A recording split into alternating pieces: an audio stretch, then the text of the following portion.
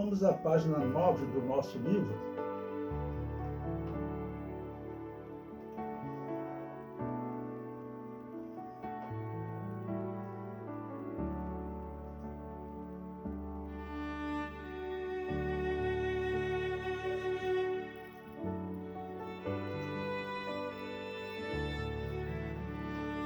Pois bem, item 9 do nosso material didático, página 9, o item 3, Erasmo de Roterdã, Lutero e a Guerra Justa. Bom, como eu falei para vocês nos tópicos anteriores, a doutrina da Guerra Justa ela era muito comum, todos os reis defendiam. Eu falei de 3 mulheres que defenderam essa doutrina, né? Eram católicas, a católica Isabel, Catarina de Aragão e Maria Sanguinária. E falei para vocês também de Erasmo de Roterdã, que ele era um professor de Lutero, chamar assim, e ele também se posicionou sobre essa questão, né? Eu comento aí. A reforma protestante teve início com Erasmo de Roterdã. A Igreja Católica acusa Erasmo dizendo: Lutero chocou o ovo que Erasmo colocou.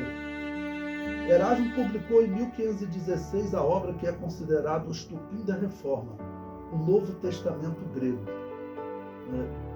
Porque a publicação desse Novo Testamento grego vai aumentar o estudo da Bíblia. Não vai aumentar, porque a Igreja Católica, o projeto dela qual era? Era acabar com o estudo da Bíblia. Esse era o projeto dela.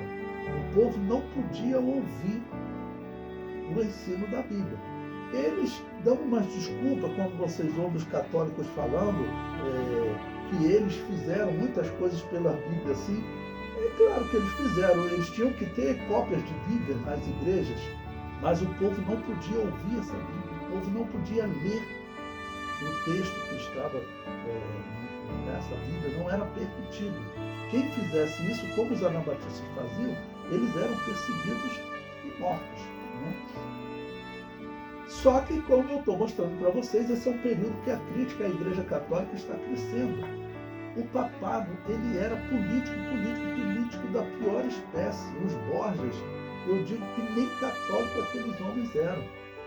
Eles eram só políticos que tinham dominado totalmente o papado por causa daquele padrão da venda de cargos eclesiásticos, né, a chamada simonia.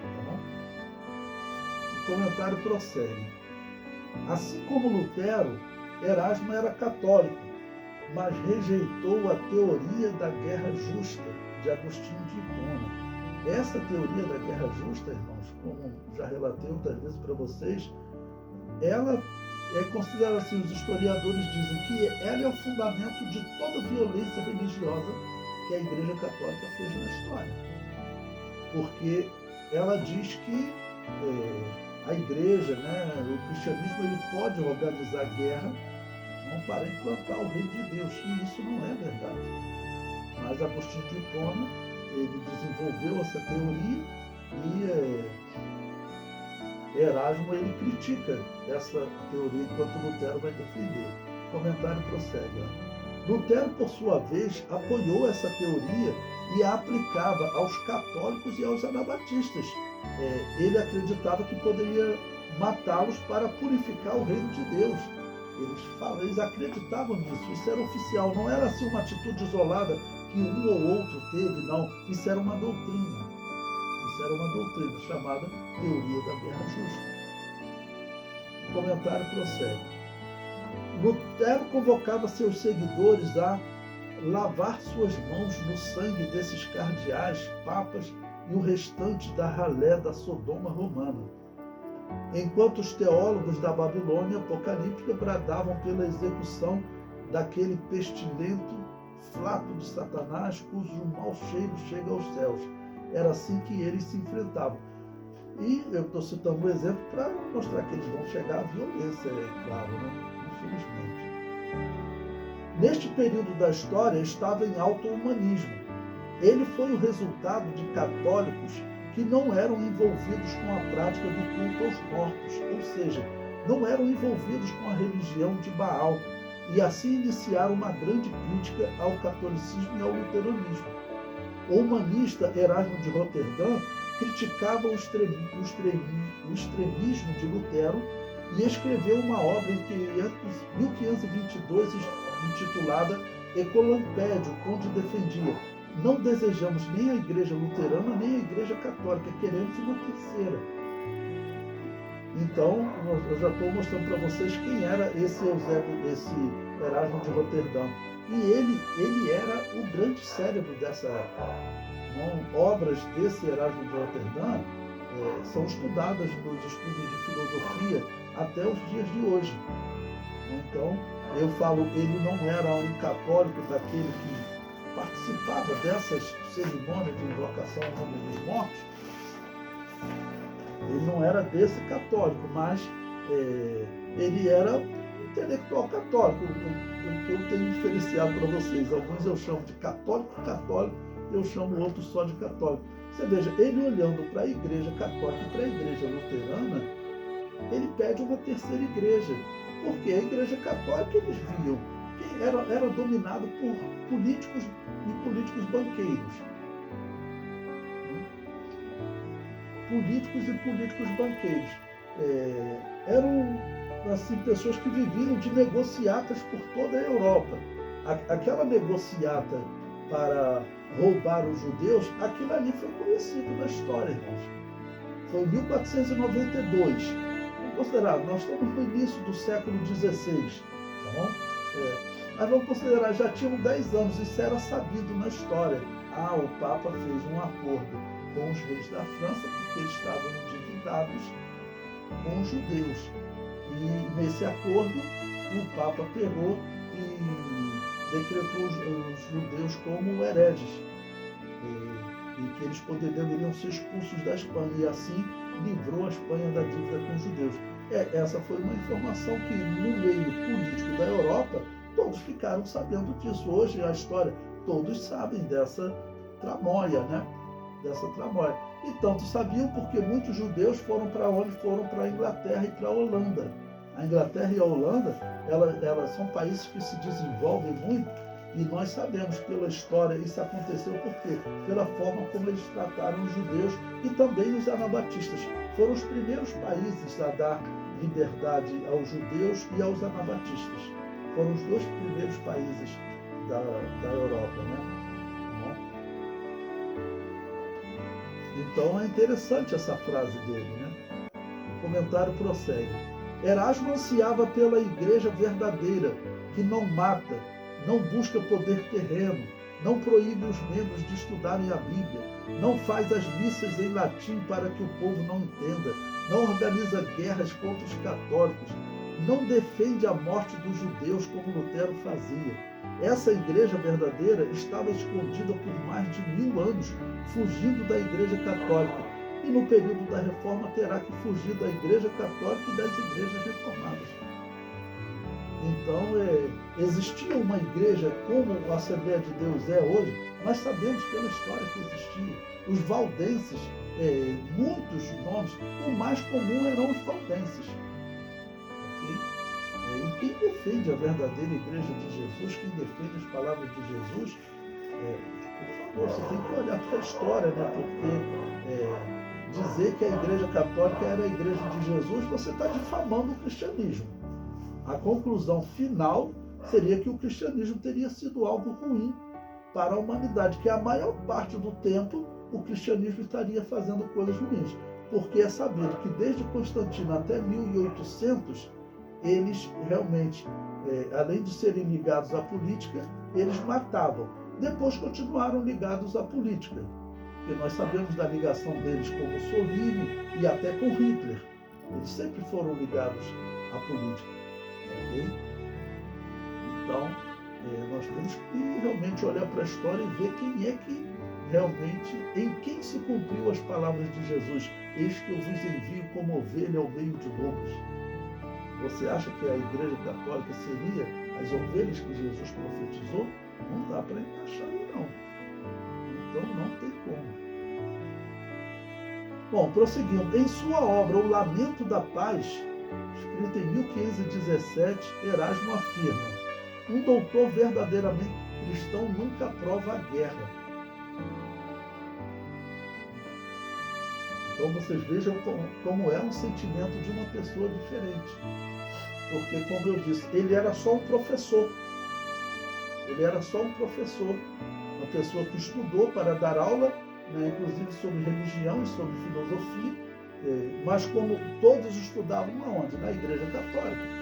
Todos, por padrão, eram batizados na Igreja Católica, todos eram católicos, ok? Mas esse homem, quando ele lia a Bíblia, ele, por exemplo, é notório como ele critica Lutero e a doutrina da predestinação, porque todos eles pregavam a doutrina da predestinação. E aí, Erasmo de Roterdã, ele fala para Lutero, se você falar isso, você está dizendo que Deus é mau, que Deus ordena o mal, né? E aí ele fala para Lutero, deixa Deus ser bom. E fazendo isso, você está dizendo que Deus é mau. E aí Lutero não respondeu teologicamente, ele só respondeu, deixa Deus ser Deus. Ou seja, Deus pode fazer qualquer coisa. Não, Deus não pode fazer qualquer coisa. Isso não é verdade. Deus não pode mentir, diz a Bíblia. Se Deus não pode mentir, ele não pode fazer o mal. É isso que está escrito. Então, deixa Deus ser Deus, como que dizendo que Deus pode fazer qualquer coisa. Deus não pode fazer qualquer coisa. Existem coisas que a Bíblia diz que Deus não tem como fazer. É o quê? Mentir. É praticar o mal. É ordenar o mal. E a doutrina católica pregava isso. Mas Erasmo de Roterdã, ele falava, não, isso não é possível. Deus, ele não ordena o mal. Ok? O comentário prossegue agora na página 10. Erasmo criticava a venda de indulgências e chegou a afirmar que se juntasse todos os pedaços da cruz de Jesus, pedaços da cruz de Jesus Cristo que os católicos vendiam, daria para construir vários navios. Olha só. Por exemplo, esse Erasmo de Roterdã, eu me lembro, estudando no ensino médio, estudando sobre ele. E essa foi uma das frases que eu me lembro que a professora, claramente na sala de aula, a professora de história, ela fez muita piada com o cristianismo, né? Mas aí eu falei para ela, professora, existiam igrejas que não faziam isso, não eram todas. Ela disse, não, claro, eu acredito, mas é verdade, né? Para ela, aquele ali era o verdadeiro cristianismo, vendendo a cruz de Cristo, que tinha um esqueleto de João, eles guardavam a cabeça de João. Nós sabemos porque os protestantes, quando eles invadirem Roma, eles pegam aquela que seria, aquele osso, que seria a cabeça de João Batista, e jogam futebol com ele, ficam chutando a cabeça de João Batista, coisa horrível, né? Mas nós sabemos que aquela não era a igreja cristã, né?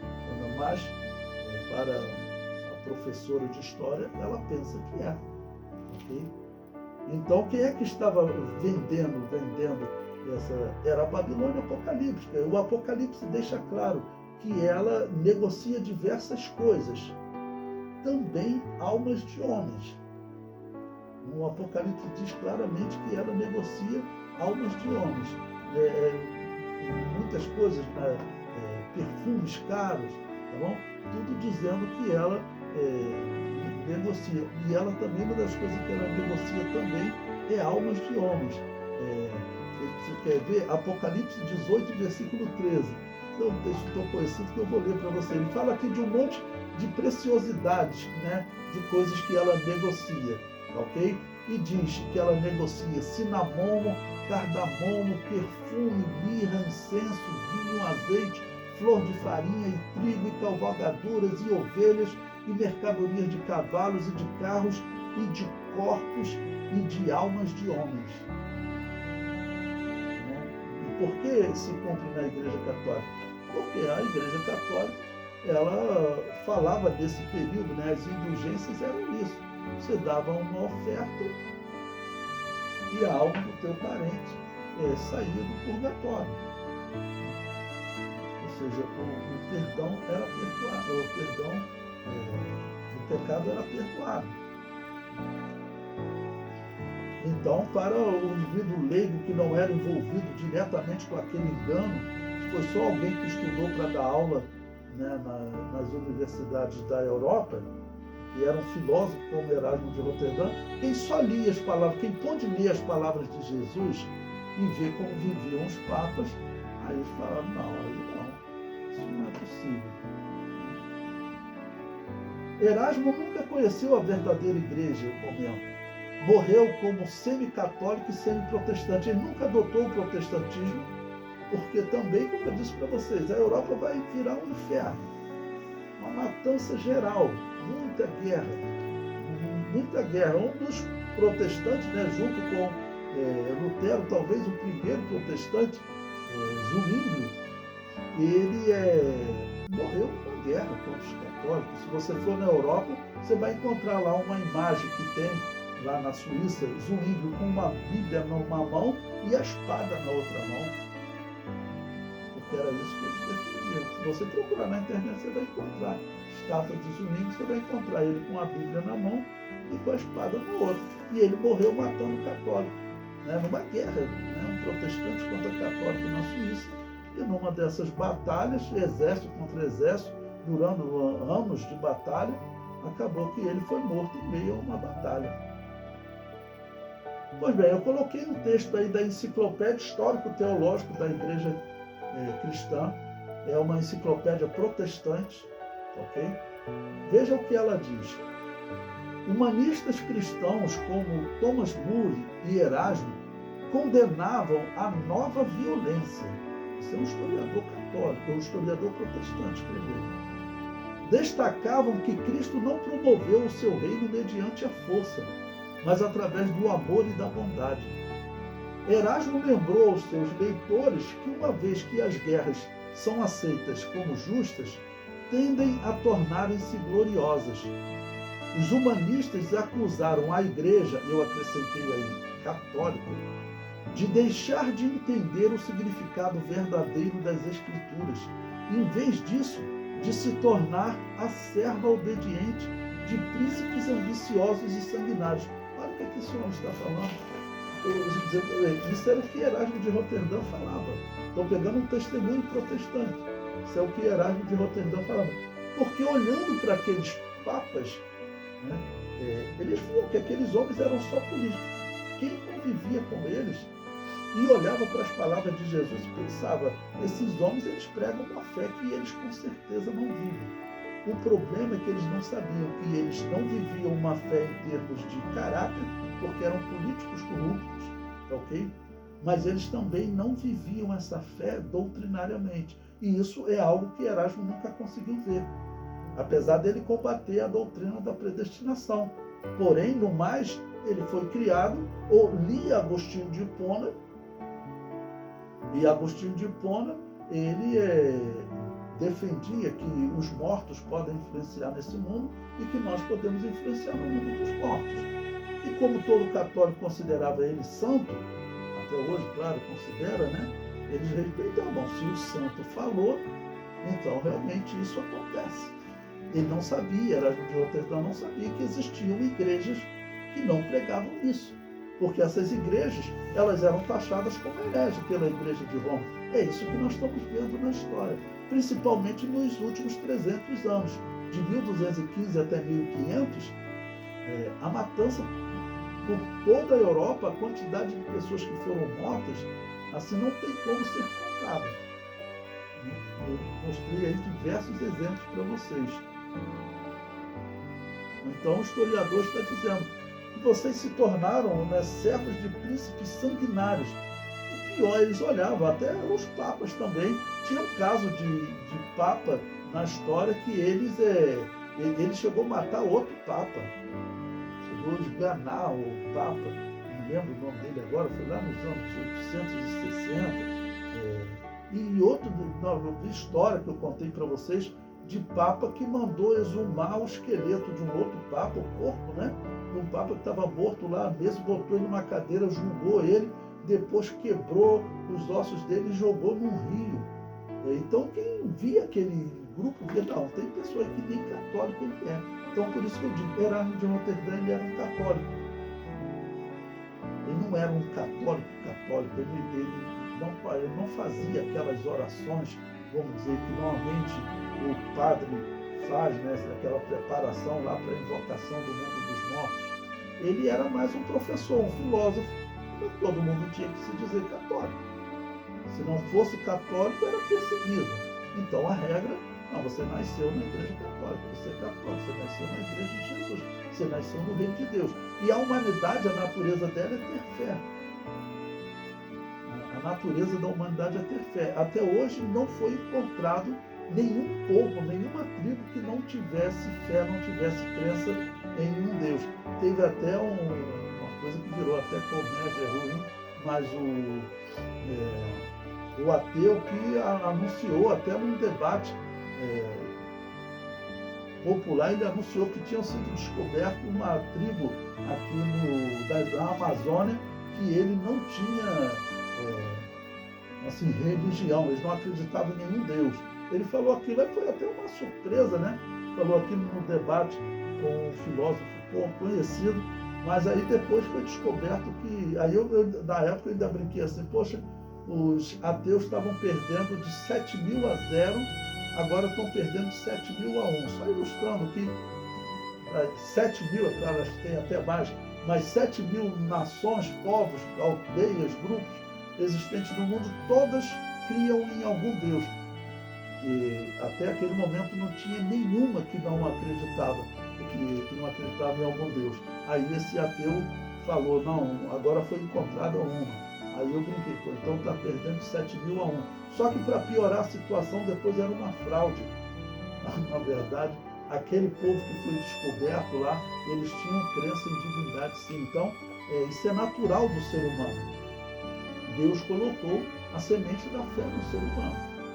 Não existe uma lei da consciência, disse o apóstolo Paulo, que ela condena ou absolve o homem, que critica todas as ações do homem. Então Deus colocou isso no homem.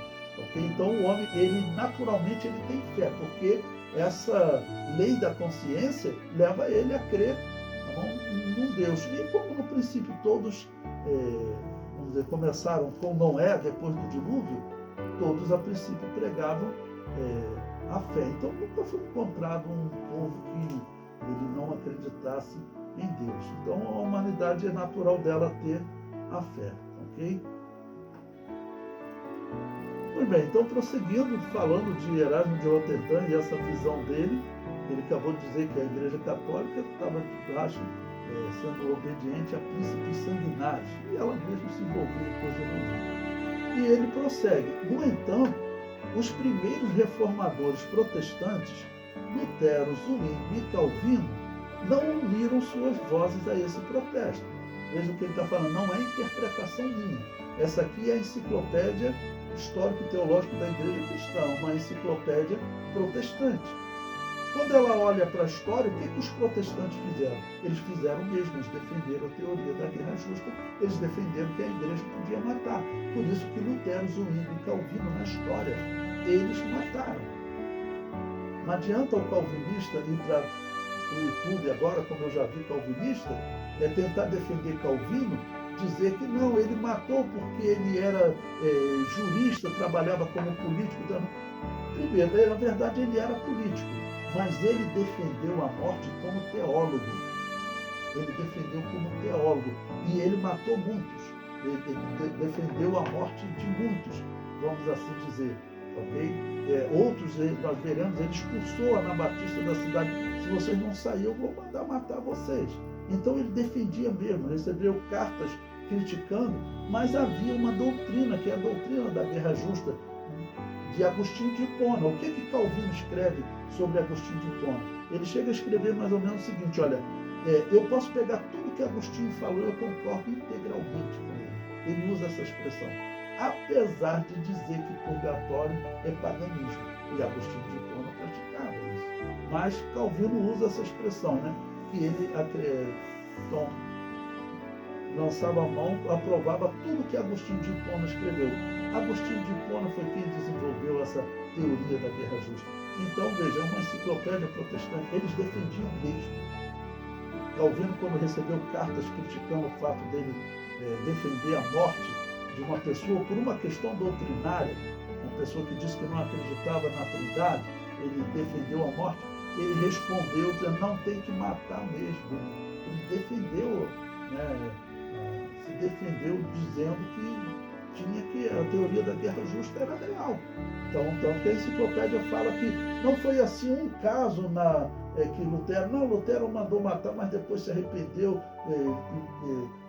na igreja se converteu. Não é isso não. Por toda a vida deles, eles sempre defenderam. Essa era uma doutrina que eles defenderam por toda a vida deles, porque a Igreja Católica sempre defendeu.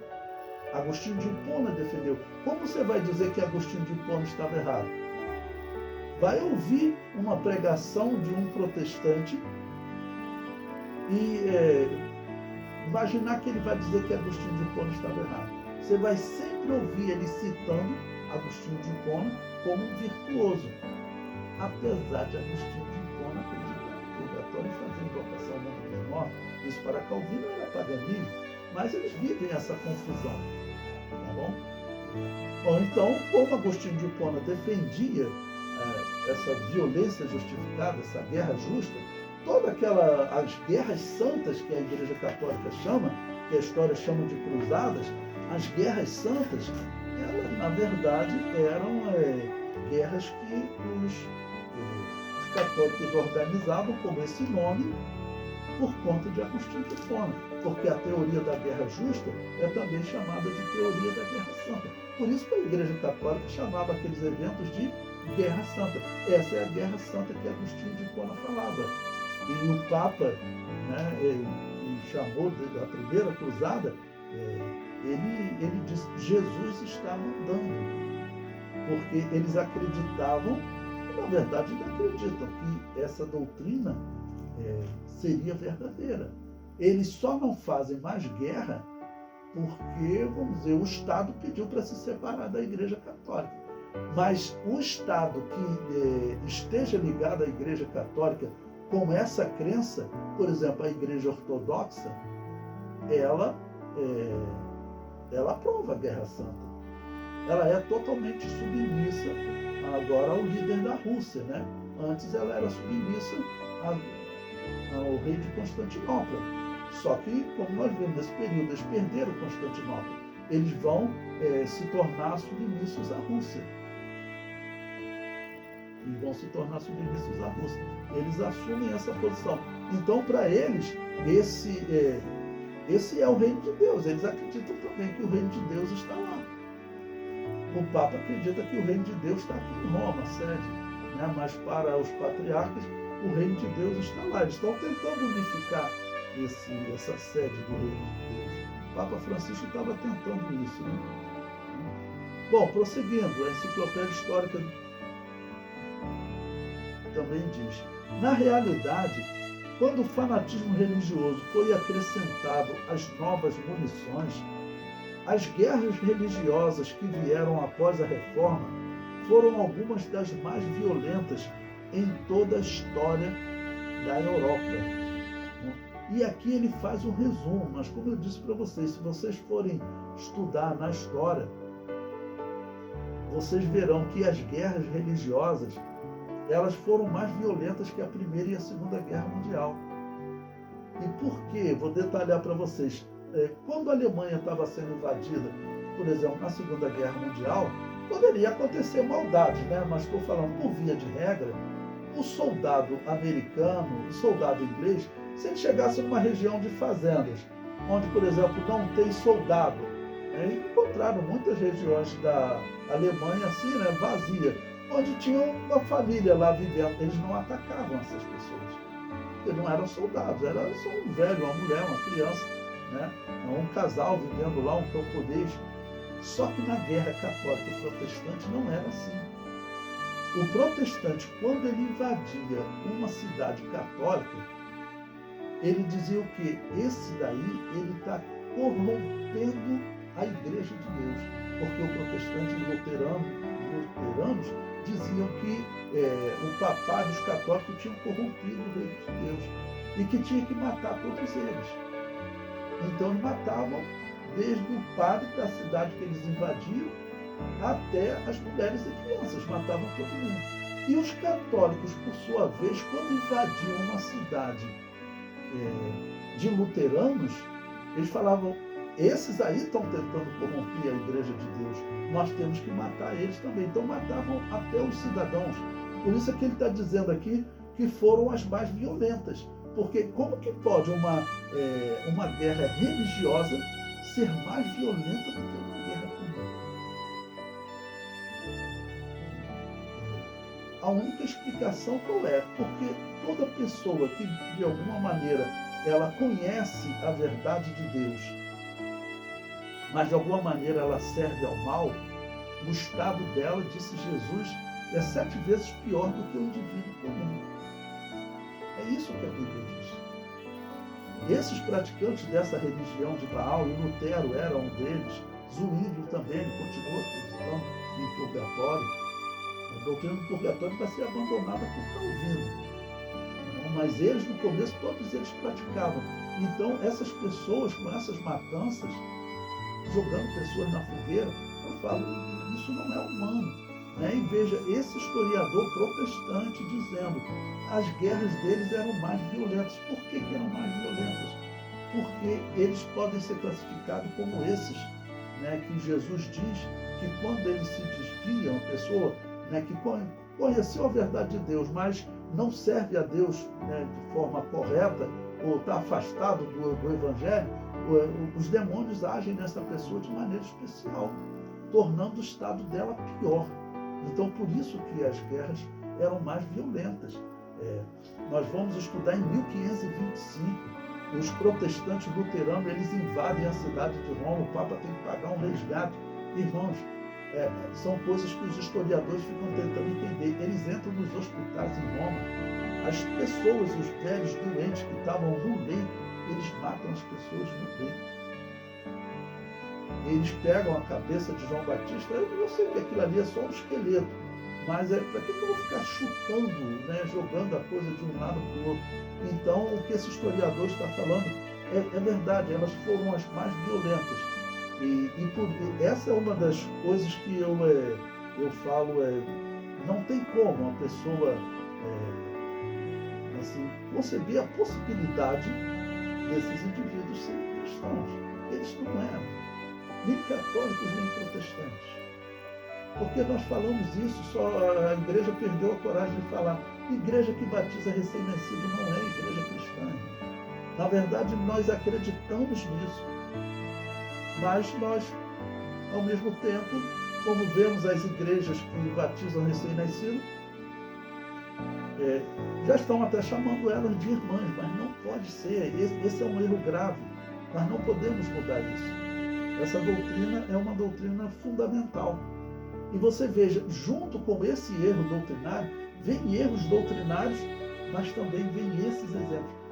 Os historiadores que estudam essas histórias detalhadamente dessas violências, eu falei para vocês 60 anos antes, 70 anos antes, como que os católicos faziam. Eles empalavam as pessoas. Vai ter outros momentos em que nós vemos em que católicos criticam outros católicos por eles fazerem essa matança. Mostrei para vocês uma ordem, a ordem do dragão, uma ordem católica oficial, né? E eles tinham esse hábito, e às vezes pegavam a mãe, juntavam com o filho e botavam a madeira, atravessavam os dois. Foram encontrados casos assim. Contei para vocês que Maomé II, quando invadiu a Europa, né, exatamente nessa região, que ele viu pessoas empaladas, 2.300 pessoas que Vlad empalou no caminho que o exército de Maomé II estava vindo para invadir a região da Europa que ele vivia, né? E que o líder dos muçulmanos, Maomé II, quando viu aquilo, ele falou, o indivíduo que faz uma coisa dessa, isso não é humano, isso não pode ser humano. Eu me recuso a continuar guerreando contra essas pessoas. Vocês podem ver isso na história, eu também contei, é só vocês voltarem o vídeo da aula passada, na aula retrasada, né? Ele falou, eu me recuso a continuar guerreando contra essas pessoas, porque não são humanos. E eu digo para vocês, realmente não é. Essa religião de Baal, ela transforma o homem em algo 7 vezes pior do que um homem comum. É isso que Jesus Cristo diz. E é isso que o historiador protestante, que ele não quer, vamos dizer, declarar tão detalhadamente, mas é isso que ele está constatando. Porque era isso que os católicos faziam e os protestantes vão continuar fazendo a mesma coisa. E pior, irmãos, acreditem, a história comprova, a violência protestante era maior que a católica. Os católicos, a história comprova, eles, por exemplo, eles falam nos documentos deles, olha, nós confessamos a Inquisição, realmente nós torturamos, matamos, anabatistas, né? Mas nós tínhamos uma regra. A nossa tortura só podia durar 1 hora. Então, por exemplo, diversas torturas, né? Você ser esticado numa cama, lembra aquela tortura daquele filme Coração Valente? Aquilo ali era comum. A tortura católica só podia durar 1 hora. A pessoa era jogada numa cela, no dia seguinte ser torturada por mais 1 hora. Tinha a tortura que eles faziam, que eles amarravam a pessoa numa cama e botavam um aparelho para abrir a boca da pessoa e ficava jogando água ali para a pessoa, e a pessoa sufocando ali, quase que morrendo, né? Sufocada e jogando água durante 1 hora direto, mas era uma tortura que só podia durar 1 hora. E a história comprova. Os católicos acusam os protestantes disso. A tortura protestante podia durar 2 horas, 3 horas, podia durar um dia inteiro. Eu vou contar a história para vocês de um anabatista que foi torturado por vários dias. Ele não aguentou mais as torturas dos protestantes, acabou negando a fé. Eu vou contar a história dele para vocês mais à frente. Tá bom? Então, realmente, quando ele diz aqui, eram as mais violentas. E ele conclui, somente um grupo dos reformadores, os anabatistas, praticavam a não resistência. Propunham uma volta literal ao Sermão da Montanha e uma imitação da atitude pacífica de Cristo. Isso aqui é uma enciclopédia protestante. Vocês vão encontrar na história protestantes que acusam os anabatistas de violência. Assim, o indivíduo tem que ter muito a cara de pau para mentir dessa maneira, porque oficialmente até os historiadores protestantes falam, os protestantes defendiam a violência, como esse historiador falou, Lutero, Zwinglio, Calvino, todos escreveram defendendo a teoria da guerra justa, defendendo a teoria da guerra santa. E o padrão entre os anabatistas qual era? É exatamente o que ele está falando aqui, a não resistência. O que significa isso? O anabatista, quando ele era preso, ele não pegava em armas nem para se defender. Ele ia para um lugar de morte pregando o Evangelho. Eu vou contar algumas histórias dessas para vocês. Aqueles livros, né, como eu recomendei para vocês, O Espelho dos Mártires, ele conta histórias dessas. Pessoas, ele conta até entrevistas de pessoas assim, no lugar de morte. E as pessoas pregando o Evangelho para aqueles que estavam matando eles, e às vezes pregando para o povo. Na história das bruxas de Salem, que já é lá em 1700, talvez a história mais bem documentada, porque tinha um judeu lá vivendo nos Estados Unidos, né? O judeu relatou a história e descreveu até parte do sermão que o anabatista fez. E como comoveu o povo, o irmão anabatista no lugar de morte, pregando o Evangelho. E é isso que ele está falando também da não resistência, porque eles não pegavam em armas nem para se defender. Mas por que os protestantes acusam os anabatistas de violência? Porque na verdade vai ter um homem que eu vou contar a história dele para vocês e vou provar. Ele não era anabatista, ele era na verdade luterano, mas ele se juntou com um grupo de católicos. Eles eram católicos, defendiam a teoria da guerra justa, mas rejeitaram o batismo de recém-nascido. Mas nunca deixaram de ser católicos, que eram seguidores de John Hus. Eu contei a história dele para vocês. Volte o vídeo para vocês poderem assistir. Os seguidores de John Hus, eles na verdade nunca se converteram de fato. Eles continuaram sendo católicos. mas eles rejeitaram o batismo de recém-nascido. E eles existem, lembre-se que nós estudamos que eles fizeram guerra aos católicos. Indiquei até um filme para vocês, que é exatamente desses seguidores de John Hus. Não esqueço agora o título do filme, mas é um filme que conta a história do comandante deles. Teve um irmão que até lembrou aí o irmão do pastor Doraci, acho que foi o pastor Doraci, não sei quem foi que lembrou o título do filme, né, tá bom? Mas eu contei a história deles para vocês. Eles fizeram guerras aos católicos e eles chegaram a fazer uma aliança de paz, mas a confusão deles ainda continua. Essa guerra foi há cerca de 70 anos. Durou entre 70 e 50, uns 50 anos atrás acabou essa guerra. Mas eles continuam em confusão com a Igreja Católica e eles vão organizar uma guerra contra a Igreja Católica. E como eles tinham adotado o batismo de recém-nascido, começaram a chamar eles de anabatistas. Mas eu vou mostrar para vocês diversos documentos que comprovam que eles, na verdade, eles eram seguidores de John Hus. Eles não eram anabatistas valdenses original, até pela região que eles viviam.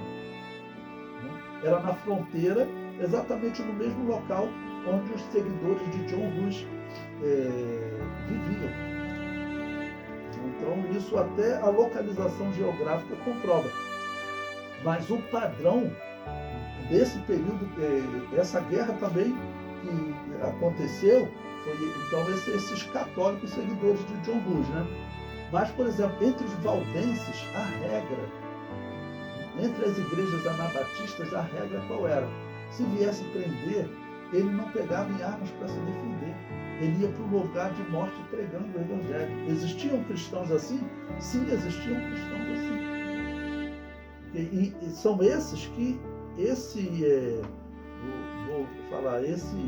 historiador protestante está comentando. Isso aqui é fundamental, é um historiador protestante.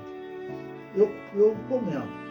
Enquanto católicos e reformados defendiam a teoria da guerra justa ou guerra santa de Agostinho de Hipona, os anabatistas evangélicos defendiam a não resistência, ou seja, não pegavam em armas nem para se defender. Você veja, a mesma enciclopédia histórico-teológica da Igreja Cristã. Você vê que também esse tema de guerra justa, praticamente ninguém pega isso no púlpito, né? Mas academicamente isso é estudado. Se você for na internet pesquisar, você vai encontrar, por exemplo, obras de pesquisa sobre por que os católicos matavam aqui nas Américas os incas, astecas, os maias, os indígenas aqui do Brasil. Qual era a justificativa? É só você pesquisar a teoria da guerra justa e a matança, né, dos povos que viviam aqui na América, né? Inca, asteca, maia, tudo. Você vai encontrar, tudo era fundamentado nessa doutrina. Academicamente é sabido que esse era um apoio dos papas, né?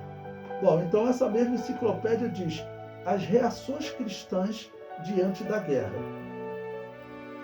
Conforme demonstra a história, é difícil formular a posição cristã no tocante à guerra. A igreja primitiva, certos humanistas cristãos e a maioria dos anabatistas têm adotado uma posição pacifista de não resistência.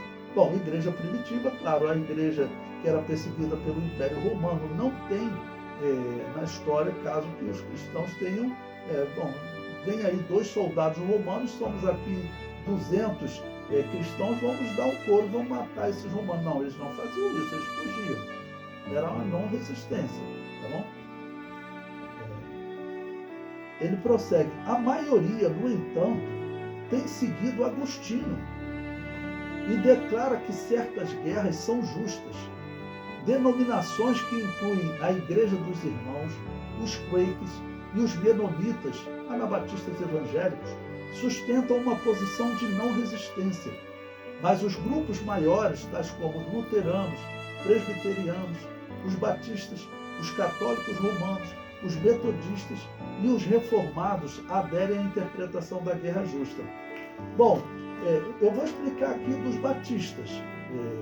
Vou explicar aqui dos batistas, mas observe o seguinte, os nomes que eles citaram aqui, que eles aderem à não resistência, são esses nomes aqui, ó, Igreja dos Irmãos, Quakers, Menonitas, que é um grupo de anabatista evangélico, que nós vamos estudar a formação deles.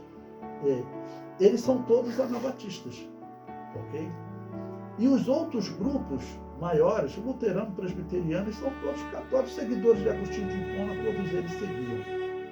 Todos eles defenderam os documentos. Os metodistas também. Os batistas é que tem uma divisão. Realmente, os batistas, como eu disse para vocês, vai ser o nome mais comum dos anabatistas depois da reforma. Vai começar a crescer, usar o termo batistas. Mas também vai ter esses nomes, quakers, menonitas, vão ter outros nomes como congregacionais. E o próprio nome batista, ele vai ser usado para igrejas completamente diferentes. Inclusive a maçonaria, ela tem uma igreja batista para ela. Basta você ler aquele livro Centelha e Restolho Seco, Rastro de Sangue, Rastro Maçônico, você vai ver que as igrejas batistas calvinistas, ela vem para o Brasil como afiliadas da maçonaria. As igrejas batistas calvinistas, se você ler esse livro, você vê que essas igrejas, até hoje, são igrejas que, inclusive, elas misturam cristianismo com parapsicologia. Tá bom? Elas misturam o cristianismo com parapsicologia, para você ver que não é coisa boa. Você vê que não é coisa boa. Então, essa igreja batista, ela acabou adotando a teoria da guerra justa. Realmente, nós sabemos que o próprio Thomas Hells, um homem que nós vamos estudar mais à frente, que é considerado o fundador da igreja batista geral, que é um grupo que ele não se converteu totalmente às igrejas da fé anabatista, ele defendeu a teoria da guerra justa. Ele criticou os anabatistas, porque os anabatistas diziam que cristão não pega em arma, não faz guerra de tipo nenhum. Mas veja, isso aqui é uma enciclopédia protestante, dizendo que as igrejas protestantes mesmo, os luteranos e os presbiterianos, eles defendiam a teoria da guerra justa. Os luteranos são seguidores de Lutero e os presbiterianos seguidores de Calvino. Tanto Lutero quanto Calvino defenderam a teoria da guerra justa. Agora, é claro que essa enciclopédia protestante, quando ela fala da Igreja dos Irmãos, dos Quakers, dos Menonitas, ela fala como se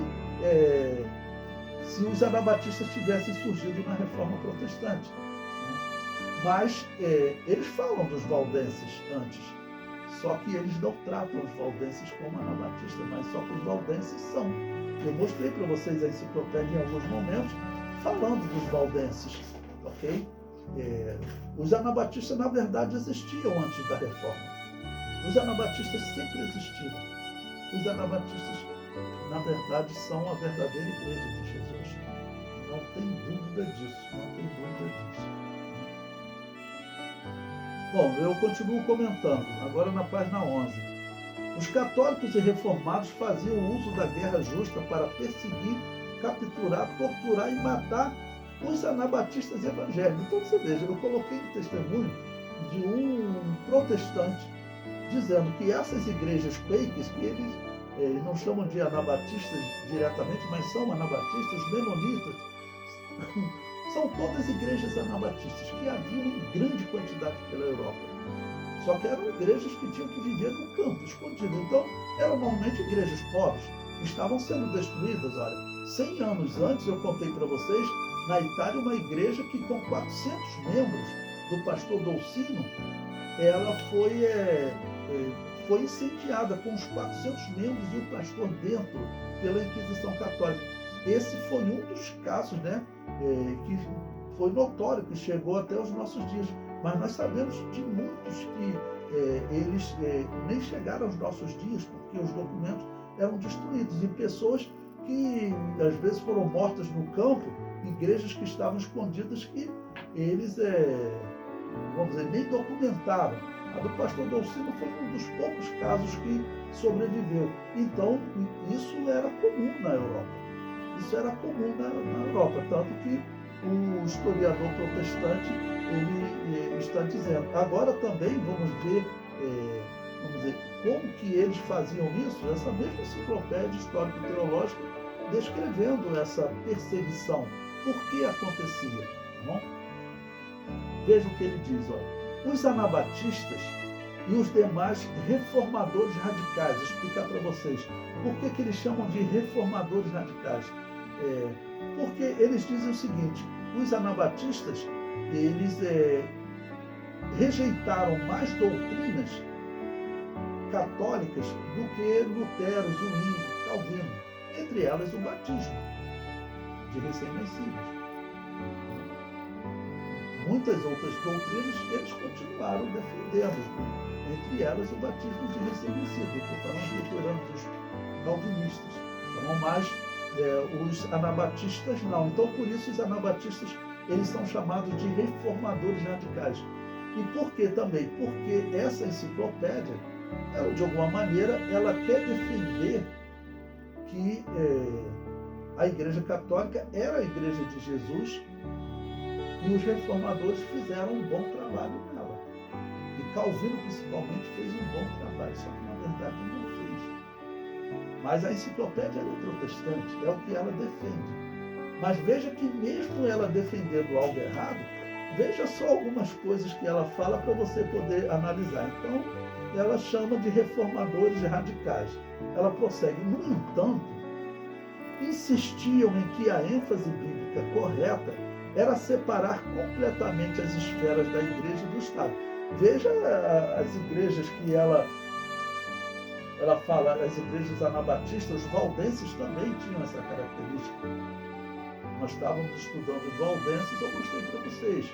Eles diziam, como a igreja evangélica fala até hoje, a religião tem que estar separada do Estado. Cuidado, Assembleia de Deus, com, por exemplo, a forma como você está se relacionando com o Estado agora. A Assembleia de Deus, a denominação, a igreja, ela não deve ter uma posição política. Os seus cidadãos, eles podem votar à vontade, escolher a sua posição política. É claro que devem estar atentos também se tem alguma posição política que fale contra o cristianismo. Então você tem que estar atento, mas você tem a sua posição política. A igreja, ela tem que estar separada do Estado. A igreja evangélica, ela sempre defendeu isso. Na década de 80, chegava a ser assim, não fala nem o nome de candidatos aqui em igreja, nem isso se aceitava. Com o tempo começaram a aceitar falar em candidatos, depois tem um candidato concorrendo. Então, esse contato com o Estado está aumentando. Tem que tomar cuidado, existe um limite. Né? Mas a igreja luterana, ela era controlada pelo Estado. A igreja anglicana, as igrejas protestantes, todas elas são ligadas ao Estado. Calvino, ele era um político, irmãos. Eu vou mostrar para vocês. Calvino mandou pessoas aqui na Baía de Guanabara para depois ele poder invadir a Baía de Guanabara. Calvino, ele era um político com opinião religiosa, porque todo mundo tinha que ter opinião religiosa naquele período. Então era um político com opinião religiosa. Tanto que ele matava, alguns defendem, porque ele era político, mas era a razão de matar que ele defendia, né, era por questão religiosa, questão doutrinária. Então ele era um herege mesmo. Né? Bom, a enciclopédia então está dizendo, né, que esses anabatistas defendiam separação entre a igreja e o Estado. Ela prossegue. Naqueles tempos, a posição deles parecia tão anárquica que eram severamente perseguidos por todos os partidos protestantes e católicos igualmente. Essa é uma enciclopédia protestante. E ela fala partidos, por quê? Porque a Igreja Católica, acredite no que eu estou dizendo para vocês, ela é um grupo político-religioso que Constantino organizou. Como Constantino queria continuar praticando o paganismo, porque ele continuou, a história comprova que até o ano 337, ano da morte dele, ele participava como sacerdote de culto pagão e também era o pontífice máximo da Igreja Católica. Então ela foi um grupo político-religioso que foi dominado tá bom? Por políticos também, tá bom? Só que tinha uma doutrina herética terrível lá, que Constantino colocou, o que foi a doutrina do purgatório. No Concílio de Nicéia, eles já colocaram essa doutrina, tá bom? Colocando livros apócrifos. Então, ela sempre foi ligada ao Estado, e com essa religião ruim por trás. Essa religião ruim por trás, que na verdade é o gnosticismo que está colocando lá, tá bom? Então, por exemplo, o historiador protestante não percebe isso. Então ele fica espantado, mas ele diz: os partidos protestantes e católicos, eles perseguiam igualmente os anabatistas. Ele não concebe a possibilidade desses anabatistas serem a verdadeira igreja de Jesus, estarem sendo perseguidos por, inclusive, protestantes que faziam parte da falsa igreja. Eram, na verdade, filhos da Babilônia apocalíptica. Isso aqui é um texto de um católico protestante. Aí ele descreve como anárquica, porque ele diz que igreja separada do Estado não faz menor sentido. Sempre foi assim, sempre esteve ligada ao Estado. Ele não sabe, né? Mas não foi sempre assim. Foi a partir de Constantino. E ele prossegue. Por sua vez, os anabatistas transmitiram seus conceitos da igreja e do Estado a movimentos correlatos na Inglaterra do século XVII. Aos batistas, aos quakers e aos independentes. Todos esses aqui, irmãos, são nomes dados aos anabatistas. Eu falei para vocês que tem alguns os batistas se dividiram, tá bom? Mas os anabatistas, os quakers, os independentes, os congregacionais, os anabatistas originais, eles defendiam a não violência, eles diziam nada de teoria da guerra justa. Ele prossegue: mais do que qualquer outro grupo religioso dos séculos 17 e 18, os que sustentavam pontos de vista batistas, John Smith, Thomas Hell, Leonard Busher, John Burton, John Bunyan, John Clark, Roger Williams, Isaac Backus e John Leland, entre outros, defendiam o conceito de que o corolário lógico da doutrina da liberdade religiosa era a separação entre a igreja e o Estado. Isso é herança dos anabatistas. Essas pessoas que ele está citando aqui, são todas pessoas que eles defendiam o batismo de adulto.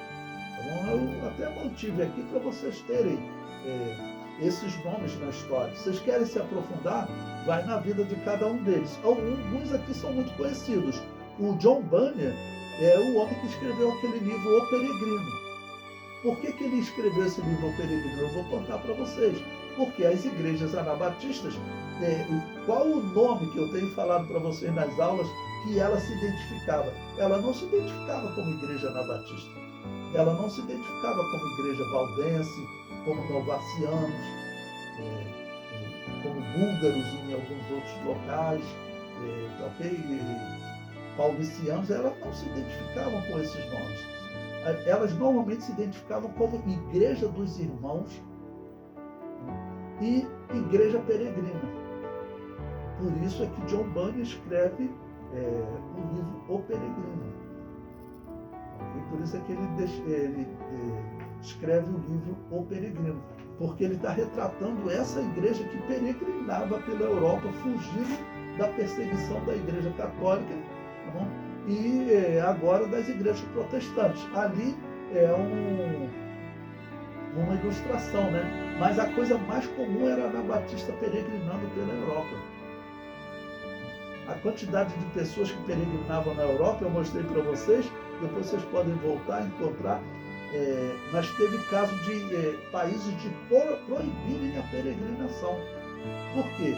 Porque os anabatistas iam peregrinando e pregando o Evangelho. Então eles tinham que viajar, como eu mostrei para vocês, comparando quilometragem, daqui a São Paulo, 400 quilômetros entre uma cidade e outra. Isso tem documento citando, vão para a cidade tal. A gente consegue medir 400 quilômetros. O que eles iam fazendo nesse caminho? Pregando o Evangelho. E teve país, então, que o Papa falou: proíbe essas peregrinações pelo país, peregrinação de leigos.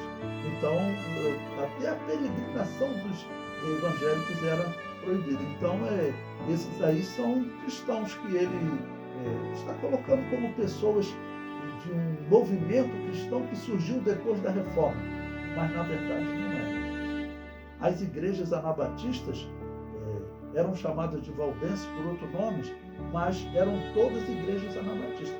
E eu vejo pessoas, até em grupo de escola dominical, eu já vi pessoas que pertencem à Assembleia de Deus e defende, critica essa minha teoria, diz que nós saímos da Igreja Católica. Eu falo para ele, e não tem outra saída. Se a Assembleia de Deus tivesse saído da Igreja Católica, pode esquecer a nossa fé. Porque, inclusive, o nosso batismo seria inválido. Porque o nosso batismo, o batismo de adulto, ele não pode ter nascido de uma igreja que batizava recém-nascido. E católicos e protestantes, todos eles batizavam recém-nascido. O batismo de adulto, ele só tem valor, tá bom? Se ele é uma continuação até os apóstolos. Tá bom? Não pode ter sido interrompido. Teve um período que só existia batismo de recém-nascido. Não pode. Esse batismo que a Assembleia de Deus tem que ser o batismo dos apóstolos. Senão, esquece a doutrina do batismo de adulto. Para a doutrina de batismo de adulto ser pregada, para ela existir, nós não podemos pregar que um dia só existia batismo de recém-nascido. Isso é claro. Senão, nosso batismo teria ressurgido de maneira ilegal. Não pode. Alguém só tinha batismo de recém-nascido e alguém resolveu se autobatizar. Mas teve pessoas aqui na história que fizeram isso. Esse John Smith, que está aí nessa lista, ele chegou a fazer isso. Nós vamos estudar a história dele. Ele era anglicano, né, na Inglaterra, anglicano, aí saiu para o movimento puritano, chegou à conclusão que o batismo de recém-nascido era errado. O que ele fez? Ele se auto-batizou e aí começou a batizar os membros, né, da paróquia dele. Mas depois ele recebeu uma carta de igrejas anabatistas da Holanda, ele foi lá para a Holanda e lá ele foi batizado. Então ele teria 3 batismos, né? Mas o único batismo válido é o batismo de adulto que ele teve dessas igrejas lá da Holanda que diziam, nós veremos um documento dela que diz, esse nosso batismo vem desde os apóstolos, não saiu da igreja católica, não saiu da igreja protestante. Isso vai ser em 1610. Ou seja, 110 anos depois desse período que nós estamos estudando. 100 anos para ficar em número redondo. Okay? Para vocês verem que nós vamos mostrar documentos aqui de diversas pessoas, diversas igrejas nesse período dizendo, olha, nós não saímos da igreja católica. Pessoas que existiam nesse período, igrejas defendendo isso, escritos defendendo isso. Tá bom? A enciclopédia protestante prossegue. Com base em trechos bíblicos, tais como Mateus 22, Romanos 13 e Tiago 4,12, argumentavam que esta era a única maneira de salvaguardar a liberdade religiosa e o sacerdócio do crente. Com isso, queriam dizer que o Estado não tinha o direito de interferir nas crenças e práticas religiosas de indivíduos e congregações, e que a Igreja, por sua parte, não tinha o direito de exigir apoio financeiro do Estado. Aceitar dinheiro público era convidar o controle governamental e a perda da identidade. Né? Então, vocês vejam, essa Igreja ela não aceitaria um controle como está havendo hoje da religião. Que é algo que nós temos que tomar cuidado. Porque nós sabemos que existem nas Assembleias de Deus já indivíduos que eles são só políticos. Eles são só políticos. Eles estão nas Assembleias de Deus, você conversa com a pessoa, você vê a conversa só de político. Tem pessoas que estão na política que continuam cristãos, mas tem pessoas que eles são só políticos.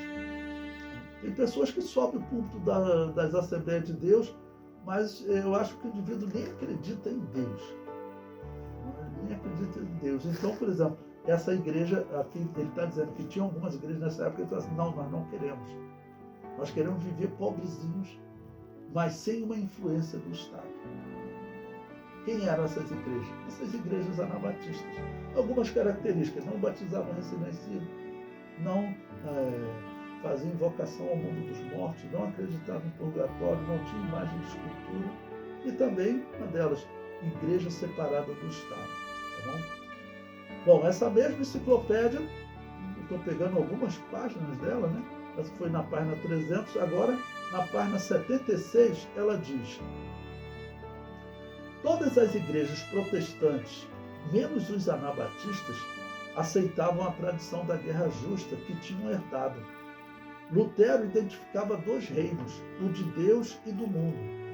Embora ele rejeitasse o conceito da cruzada, o respeito que ele tinha pelo Estado, ordenado por Deus para preservar a ordem e para castigar o mal no âmbito do mundo, fez dele um firme defensor da teoria da guerra justa. A tradição reformada aceitava o conceito da cruzada porque entendia que o Estado não somente conservava a ordem, como também era um meio de promover a causa de religião verdadeira. Zwinglio morreu numa guerra religiosa. Eu vou contar essa história para vocês. Ele morre matando católico. Calvino deixou a porta aberta para a rebelião contra um governante injusto. E Beza desenvolveu não somente o direito, como também o dever de os cristãos se revoltarem contra a tirania, ou seja, o cristão participar de revolta armada. O fato de Cromwell, que é um protestante da Inglaterra, né, invocar a bênção divina sobre o massacre de católicos em Drogheda ilustra a ideia da cruzada no puritanismo inglês. Né? Eles acreditavam numa guerra santa, né? E vamos agradecer a Deus porque acabamos de matar um grupo de católicos. Né? Ele pediu, isso é o que ele está contando aqui, não é uma ilustração, né, como se ele fizesse isso, não, porque eles faziam isso, eles iam para uma guerra, vencer a guerra, então Deus está conosco, não está com os católicos. Era o que eles acreditavam. Então, Senhor, agora eu clamo a tua bênção por essa grande matança de católicos que eu fiz. Você vai acreditar que isso era cristianismo? Não. Mas isso aqui é uma enciclopédia protestante falando. Entre os protestantes isso era normal. Só os anabatistas que rejeitavam isso. Ele prossegue. Lado a lado com as guerras religiosas nos séculos XVI e XVII, surgiram as tradições pacifistas, que na sua maior parte têm preservado sua oposição à guerra até o presente. Ele fala que surgiram, mas na verdade os anabatistas sempre foram contra a guerra justa. Veja como eu sou sendo correto para vocês na história. Eu estou colocando um historiador protestante que ele defende que os anabatistas estão surgindo agora. Então ele diz, né, que surgiram as tradições pacifistas. Os anabatistas, eles sempre foram pacifistas. Os valdenses assim eram. Ok? Então eu comento. O que a maioria dos historiadores não entende é que os anabatistas evangélicos não são reformados. Eles pertencem à igreja que existiu durante o tempo de perseguição da Igreja Católica. 1200 anos antes da Reforma, ainda nos dias de Constantino, a Igreja Católica iniciou a perseguição às igrejas que não concordavam com as doutrinas que ela adotara do paganismo. Entre elas, o batismo infantil e o purgatório. Essas duas doutrinas, irmãos, elas foram adotadas do paganismo. A igreja primitiva ela não batizava recém-nascido. E em Roma, havia a prática de consagrar todas as crianças. Eu contei essa história para vocês, vou recontar. A uma divindade que eles chamavam de Vaticanos. Olha só que coincidência, né? Uma divindade chamada Vaticanos. Por quê? Essa divindade era responsável por capacitar a criança a vaticinar, ou seja, capacitar a criança a falar.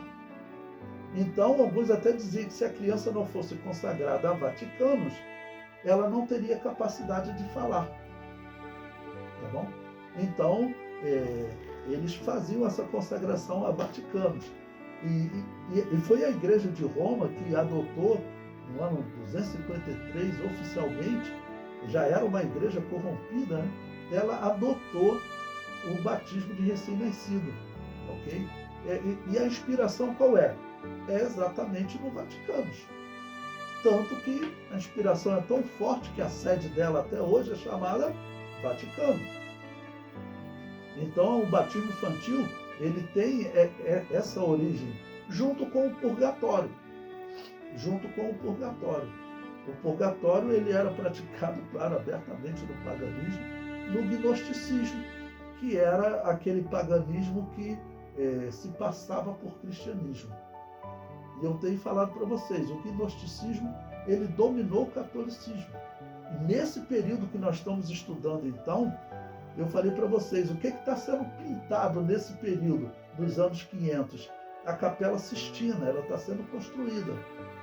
Então, Michelangelo, ele vai estar trabalhando nessa Capela Sistina, e o que eles desenham na Capela Sistina?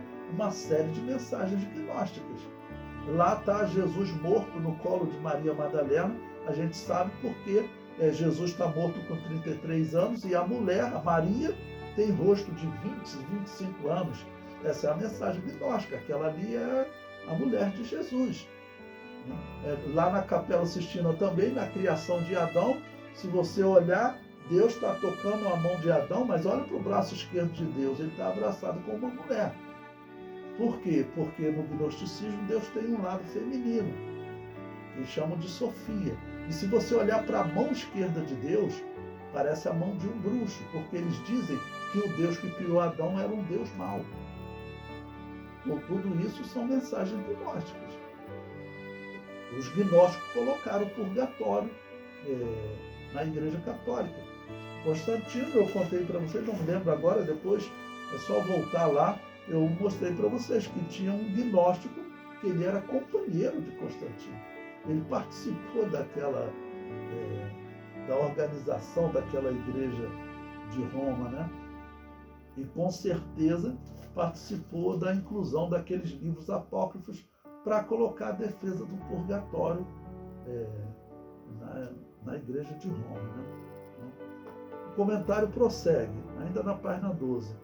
Em 410 da era cristã, Agostinho organizou a teoria da guerra justa ou guerra santa, e a Igreja Católica se achou no direito de exterminar as igrejas anabatistas, mas nunca conseguiram. Em 411, Agostinho conseguiu o apoio do imperador romano para usar o exército romano na perseguição às igrejas que não aceitavam o batismo de recém-nascido. Em 413, o imperador Teodósio assinou o decreto proibindo a existência de igrejas que rejeitavam o batismo de recém-nascido. Essas datas que eu coloquei para vocês, alguns colocam o Papa estava junto com o imperador, claro, né, nessa época. Quando teria realmente sido, assim, vamos dizer, proclamada a perseguição às igrejas anabatistas, oficializado, seria nesse ano 413, quando o Papa e o imperador, tá bom, assinaram um decreto proibindo a existência de igrejas que não batizavam recém-nascidos. Essas igrejas passam a ser consideradas heréticas. Até essa época, a Igreja Católica não considerava o batismo de adulto como herético. Considerava apenas como igrejas cismáticas. Então eram toleradas. Mas a partir disso, a partir de principalmente 413, a partir desse momento, essas igrejas agora são consideradas heréticas. Elas têm que ser mortas. E o exército romano era utilizado, por Agostinho de Hipona e todo o Império Romano para matar essas igrejas. Por isso que elas viviam escondidas naqueles vales do norte da Itália, França, né, Suíça, Áustria, naquela região. Por isso que eles viviam escondidos ali. O comentário prossegue. Apoiados na guerra justa, os protestantes tomam a 4ª das terras do Império Católico.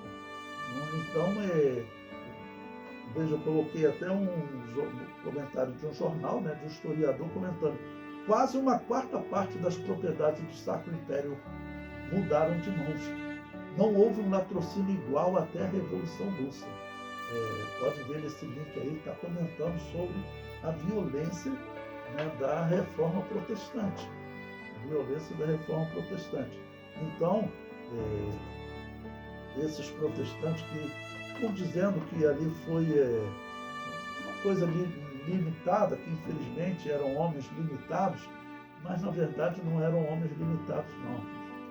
Esses indivíduos, na verdade, eles não eram cristãos. Né? Eles não eram cristãos. Esses indivíduos que defendiam a morte, o que nós temos que afirmar é que eles não eram cristãos.